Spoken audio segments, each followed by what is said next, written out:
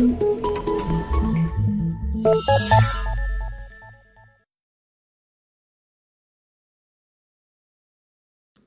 everyone, Lee from Everything Tech. For the third time in as many weeks, I've met somebody this week whose SharePoint migration or cloud migration has failed. And it got me thinking, well, why do so many people's migrations from the cloud? If you've got a server and you perhaps don't want to have the capital expenditure of renewing that server and you want to work more efficiently and collaborate better, why do people fail when trying to achieve that? And it sort of bugged me a little bit, and I thought a little about it. And I think it's probably because of two things. The first thing is the senior decision maker or the business owner feels compelled to make use of the cloud, to adopt cloud technology, just because it's a big buzzword in the industry. And they go hell for leather asking their IT provider to get them into the cloud, but they don't get sufficient buy-in from the team. And the team just assume that you're going to move them to a new version of yellow folders. They're so used to working with documents and data on the server. It's difficult for them to adapt. And when you move to SharePoint, you do have to adapt. It's a completely different technology. It's got tons of benefits if you can adapt, but it really is a different way of working.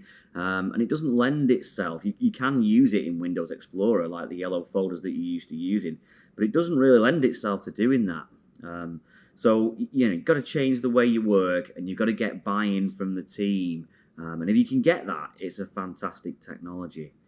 I think the second reason is that cloud services and certainly things like SharePoint, they're not for everybody. If you're a digital agency, for example, and you've got tons of movie files, you're probably using very little Microsoft suite work. So you've not got tons of spreadsheets and tons of Word documents.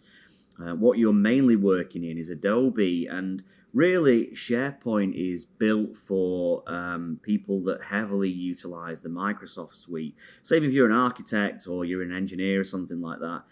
The predominant document type in your organization is going to be DWG files or that kind of thing. It's not going to be too many Microsoft Word or Excel files. So people need to carefully consider whether SharePoint's for them, and if it is for them and they're prepared to train their people and adapt the way they work to receive all the benefits, then it's a great technology. But that's my thoughts on why people's SharePoint migrations fail.